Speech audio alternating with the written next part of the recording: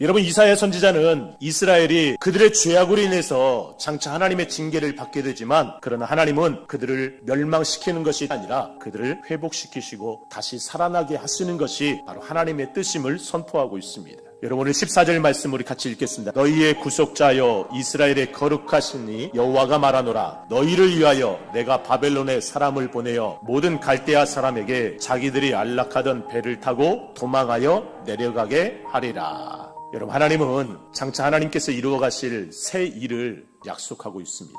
그 옛날 자신들의 조상들에게 역사하셨던 하나님의 기적들이 우리의 삶 속에서 펼쳐질 것을 하나님은 보여주고 있습니다. 그래서 18절에 보면 이렇게 말합니다. 너희는 이전 일을 기억하지 말며 옛날 일을 생각하지 말라. 출애굽 과정 속에서 하나님께서 바다 가운데 길을 만들어서 너희로 그 홍해를 건너가게 하셨고, 뒤쫓아오는 애굽의 군사들을 그 바닷물 가운데 다 수장시키신 그 하나님의 놀라운 기적의 역사들을 너희가 들었지 않느냐. 그런데 그 이전 일 더 이상 기억하지 못할 정도로 하나님이 더 놀라운 일들을 너희에게 나타내 줄 것이다. 그것이 바로 오늘 이사야가 선포하고 있는 거예요. 여러분, 19절과 20절이 바로 그 말씀입니다. 보라, 내가 새 일을 행하리니 이제 나타낼 것이라. 너희가 그것을 알지 못하겠느냐?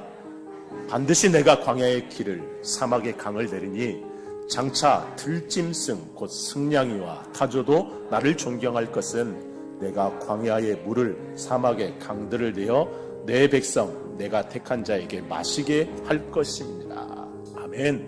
여러분, 하나님은 살아계신 하나님이십니다.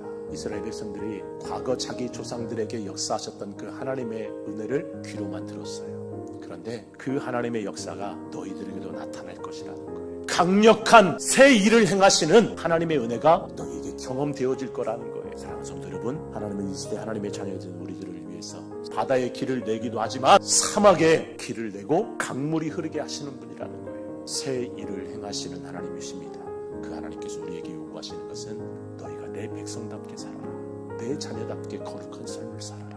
여러분, 원하기는 2023년이 하나님 안에서 이전까지 우리에게 베풀어 주셨던 그 어떤 하나님의 은혜보다 더 크고 놀라운 새 일을 행하시는 하나님의 은혜를 마음껏 경험하는 그런 한 해 될 수 있기를 주님의 이름으로 축복합니다.